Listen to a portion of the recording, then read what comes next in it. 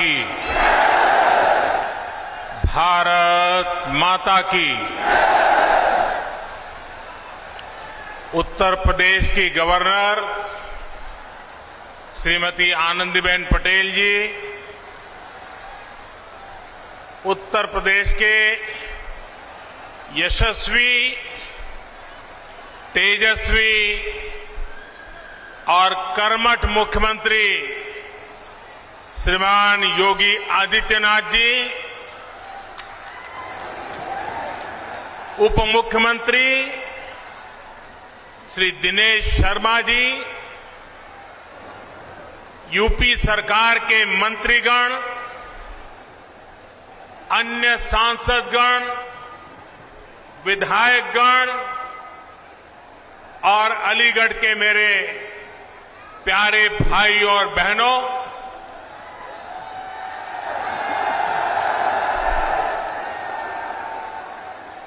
आज अलीगढ़ के लिए,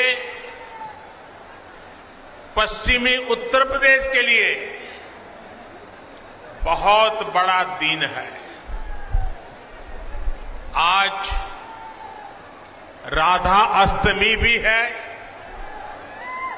ये अवसर आज के इस दिन को और भी पुनीत बनाता है। ब्रज भूमि के तो कण कण में, रज रज में राधा ही राधा है।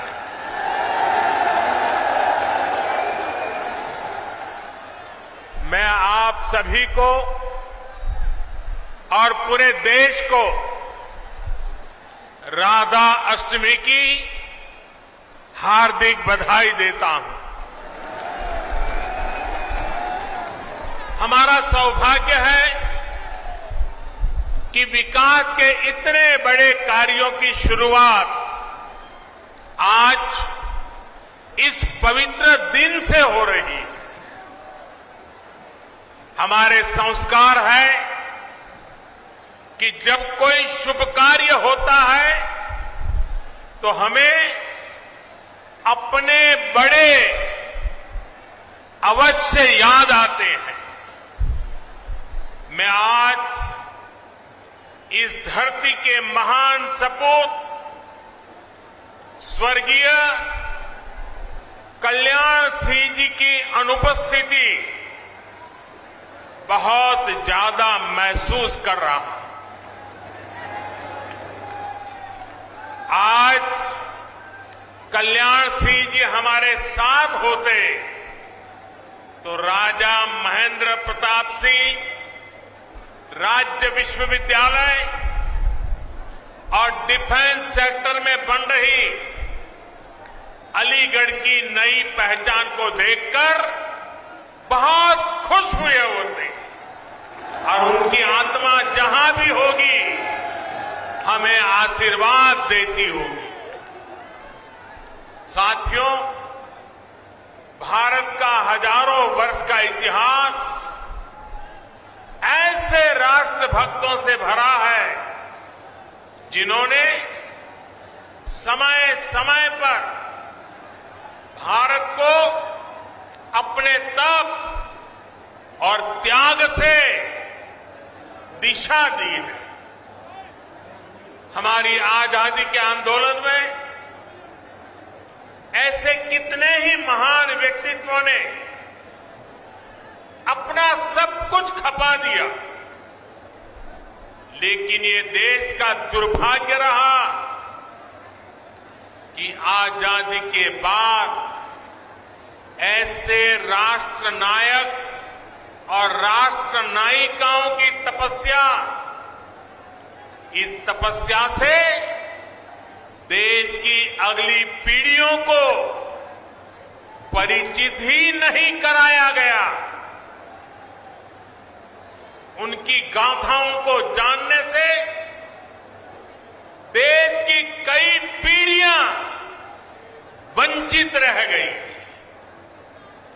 20वीं सदी की उन गलतियों को आज 21वीं सदी का भारत उन गलतियों को सुधार रहा है।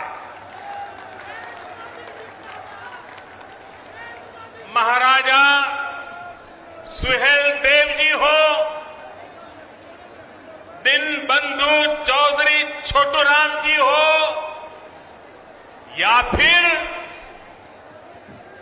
अब राजा महेंद्र प्रताप सिंह जी, राष्ट्र निर्माण में इनके योगदान से नई पीढ़ी को परिचित कराने का ईमानदार प्रयास आज देश में हो रहा है। आज जब देश अपनी आजादी के 75 वर्ष का पर्व मना रहा है, आजादी का अमृत महोत्सव मना रहा है, तो इन कोशिशों को और गति दी गई है। भारत की आजादी में राजा महेंद्र प्रताप सिंह ने उनके योगदान को नमन करने का ये प्रयास ऐसा ही एक पावन अवसर है। साथियों, आज देश के हर उस युवा को जो बड़े सपने देख रहा है, जो बड़े लक्ष्य पाना चाहता है, उसे राजा महेंद्र प्रताप सिंह जी के बारे में अवश्य जानना चाहिए, अवश्य पढ़ना चाहिए। राजा महेंद्र प्रताप सिंह जी के जीवन से हमें अदम्य इच्छा शक्ति, अपने सपनों को पूरा करने के लिए कुछ भी कर गुजरने वाली जीवटता आज भी हमें सीखने को मिलती है। वो भारत की आजादी चाहते थे और अपने जीवन का एक एक पल उन्होंने इसी के लिए समर्पित कर दिया था। उन्होंने सिर्फ भारत में ही रहकर और भारत में ही लोगों को प्रेरित नहीं किया, बल्कि वो भारत की आजादी के लिए दुनिया के कोने कोने में गए।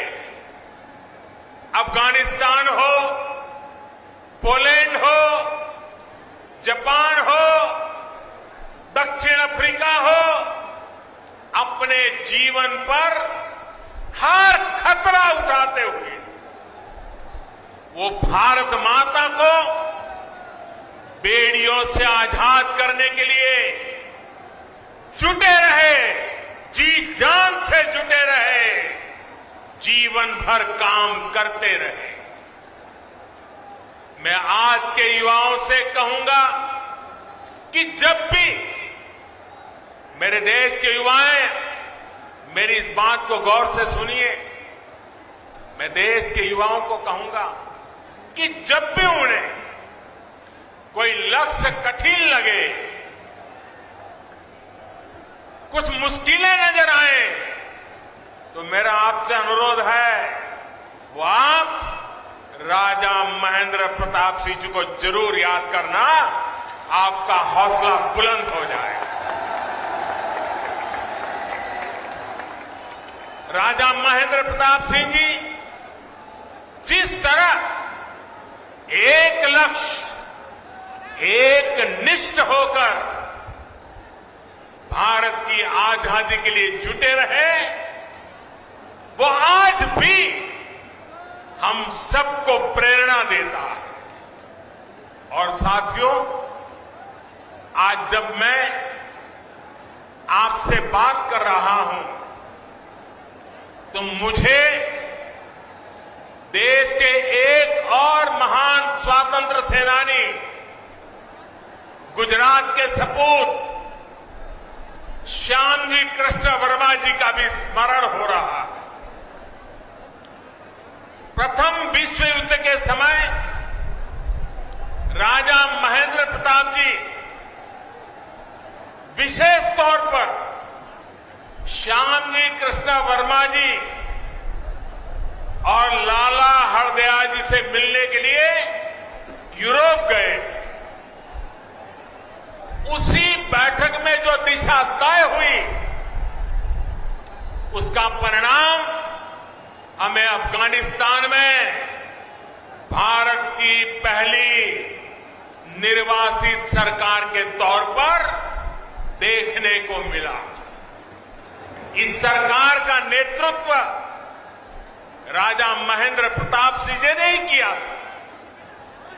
ये मेरा सौभाग्य था कि जब मैं गुजरात का मुख्यमंत्री था तो मुझे श्यामजी कृष्ण वर्मा जी की अस्थियों को 73 साल के बाद श्यामजी कृष्ण वर्मा जी की अस्थियों को भारत लाने में सफलता मिली थी।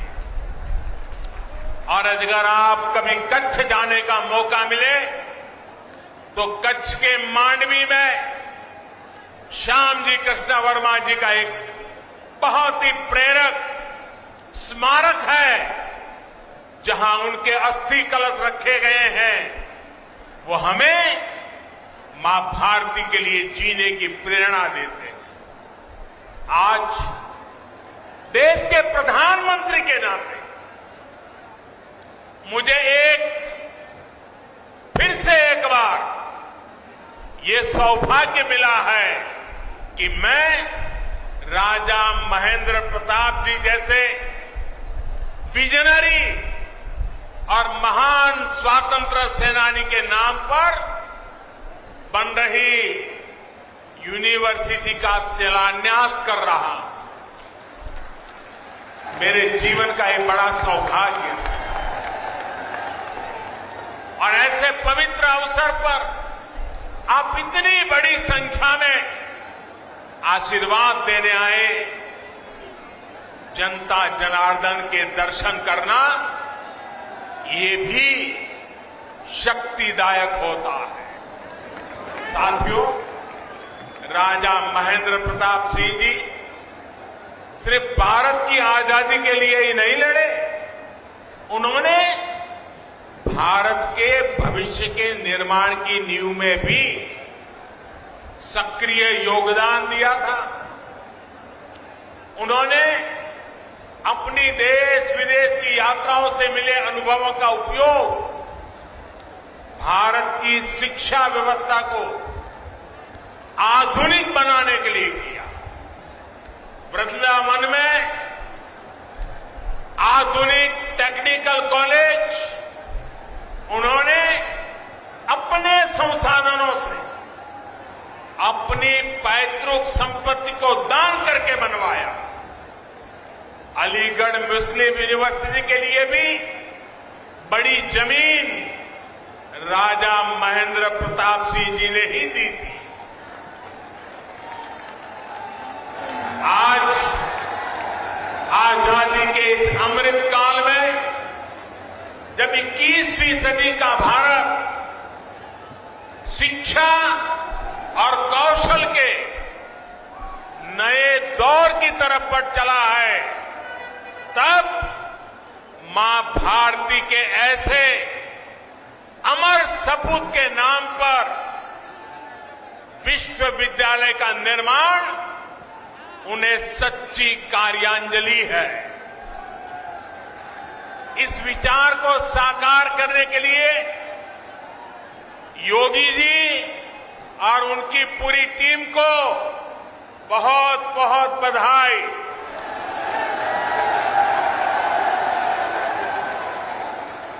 साथियों, ये विश्वविद्यालय आधुनिक शिक्षा का एक बड़ा केंद्र तो बनेगा ही, साथ ही देश में डिफेंस से जुड़ी पढ़ाई डिफेंस मैन्युफैक्चरिंग से जुड़ी टेक्नोलॉजी और मैन पावर बनाने वाला सेंटर भी बनेगा।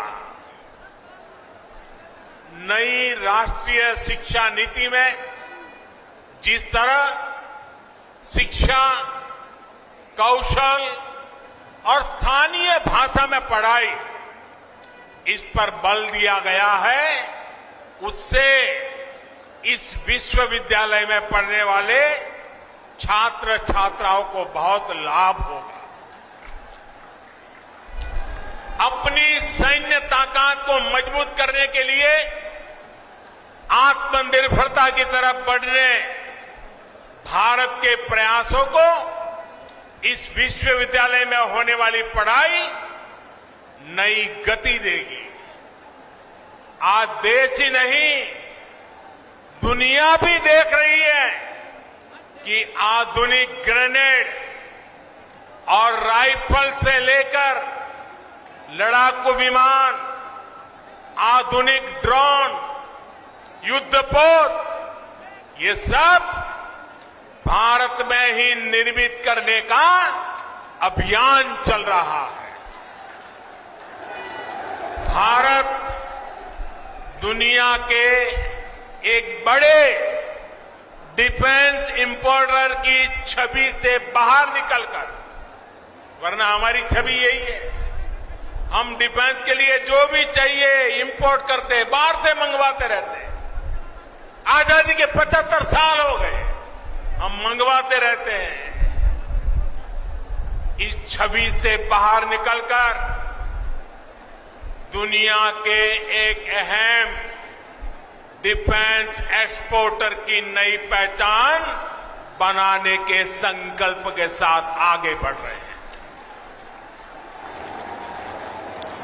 भारत की इस बदलती पहचान का एक बहुत बड़ा केंद्र ये हमारा उत्तर प्रदेश बनने वाला है और उत्तर प्रदेश के सांसद के नाते मुझे इस बात का विशेष गर्व है। साथियों, थोड़ी देर पहले डिफेंस कॉरिडोर के अलीगढ़ नोड की प्रगति का मैंने अवलोकन किया। अलीगढ़ में ही डिफेंस मैन्युफैक्चरिंग से जुड़ी 1.5 दर्जन से अधिक कंपनियां सैकड़ों करोड़ रुपए के निवेश से हजारों नए रोजगार यहां बनाने वाली है। अलीगढ़ नोड में छोटे हथियार, आयुध, drone, aerospace, metal components, entry drone system, defence packaging, ऐसे उत्पाद बन सके, इसके लिए नए उद्योग लगाए जा रहे हैं। ये बदलाव अलीगढ़ और आसपास के क्षेत्र को एक नई पहचान देगा। साथियों, अभी तक लोग अपने घर की या अपने दुकान की सुरक्षा के लिए अलीगढ़ के भरोसे रहते थे। पता है ना, क्योंकि अलीगढ़ का ताला अगर लगा होता था तो लोग निश्चिंत हो जाते थे।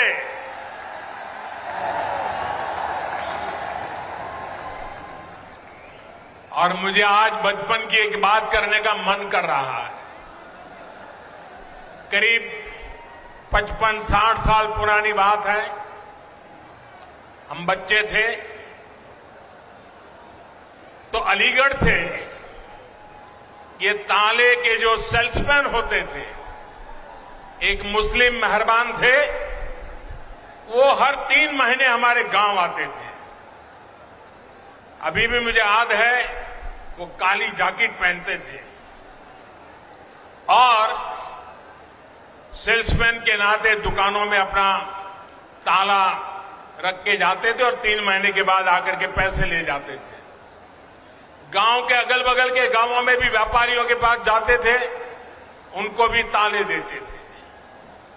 और मेरे पिताजी से उनकी बड़ी अच्छी दोस्ती थी और वो आते थे तो 4-6 दिन हमारे गांव में रुकते थे और दिन भर जो पैसे वो वसूल करके ले आते थे तो मेरे पिताजी के पास छोड़ देते थे और मेरे पिताजी उनके पैसों को संभालते थे और 4-6 दिन के बाद जब वो मेरा गांव छोड़ करके जाते थे तो मेरे पिताजी से वो सारे पैसे लेकर के फिर वो अपना ट्रेन से निकल जाते थे।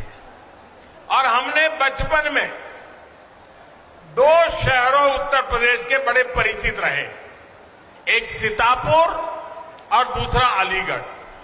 हमारे गांव में अगर किसी को आंख की बीमारी में ट्रीटमेंट करनी है तो हर कोई कहता था सीतापुर जाओ।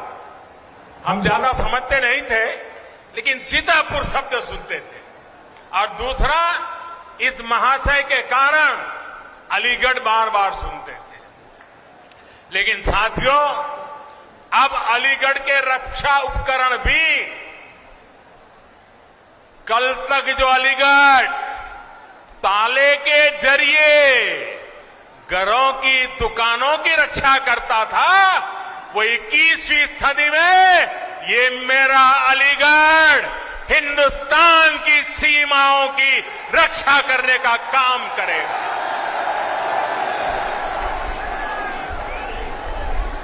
यहां ऐसे आयुध बनेंगे।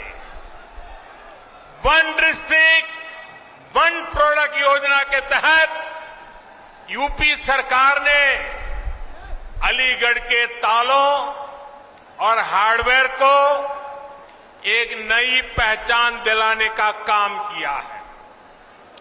इससे युवाओं के लिए, एमएसएमईज के लिए नए अवसर तैयार हो रहे हैं। अब डिफेंस इंडस्ट्री के जरिए भी यहां के मौजूदा उद्यमियों को, एमएसएमईज को विशेष लाभ होगा और नए एमएसएमईज के लिए प्रोत्साहन भी प्राप्त होगा। जो छोटे उद्यमी हैं उनके लिए भी डिफेंस कॉरिडोर का अलीगढ़ नोड नए मौके बनाएगा। भाइयों और बहनों, डिफेंस कॉरिडोर के लखनऊ नोड में दुनिया की सबसे बेहतरीन मिसाइल में से एक ब्रह्मोस का निर्माण भी प्रस्तावित है।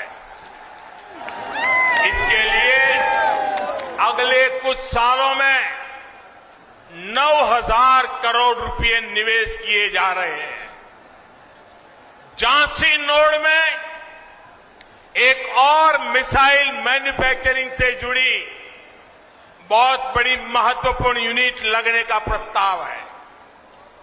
यूपी डिफेंस कॉरिडोर ऐसे ही बड़े निवेश और रोजगार के बहुत बड़े अवसरों को लेकर के आ रहा है। साथियों, आज उत्तर प्रदेश देश और दुनिया के हर छोटे बड़े निवेशक के लिए बहुत आकर्षक स्थान बनता जा रहा है। ये तब होता है जब निवेश के लिए जरूरी माहौल बनता है, जरूरी सुविधाएं मिलती है।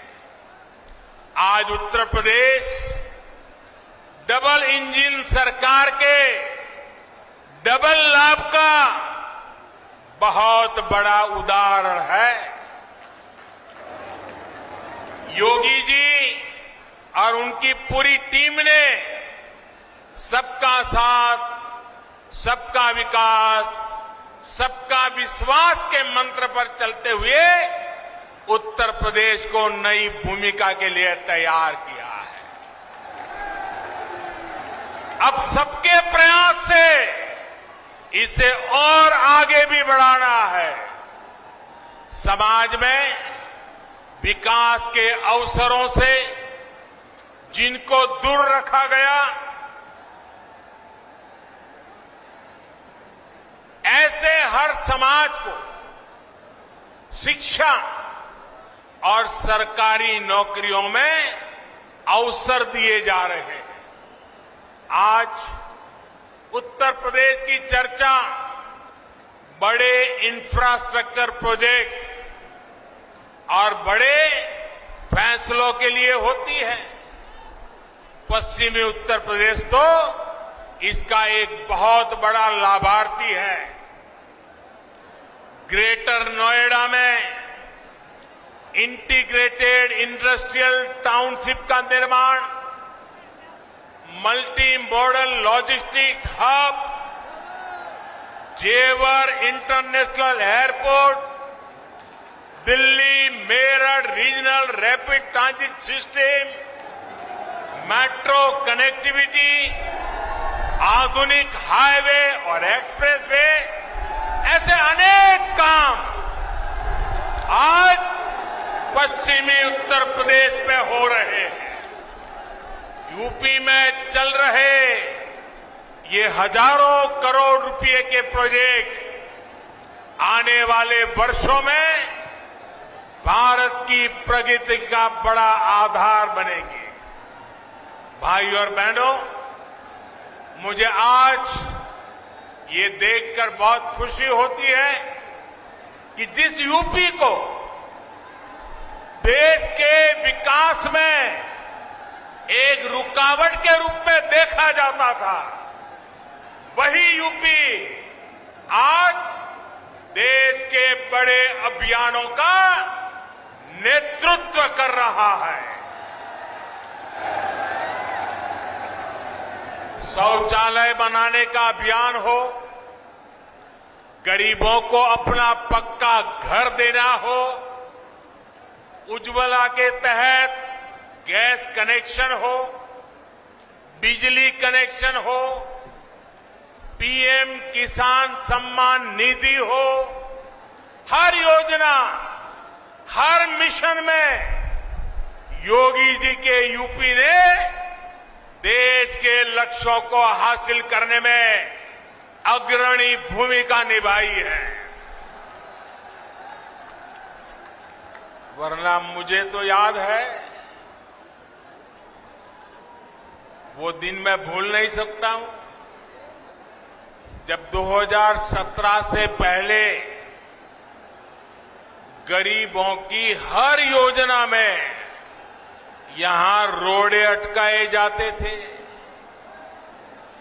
एक एक योजना लागू करने के लिए दर्जनों बार केंद्र की तरफ से चिट्ठी लिखी जाती थी, लेकिन यहां उस गति से काम नहीं होता था।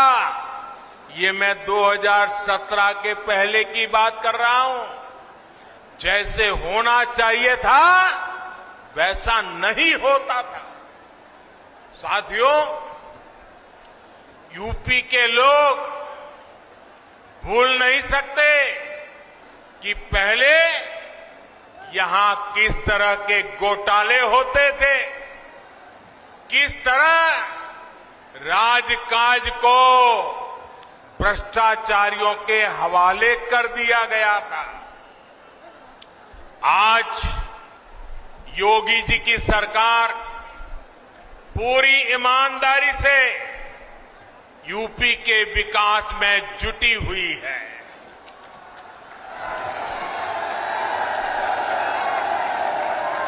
एक दौर था जब यहां शासन प्रशासन गुंडों और माफियाओं की मनमानी से चलता था, लेकिन अब वसूली करने वाले, माफिया राज चलाने वाले सलाखों के पीछे हैं।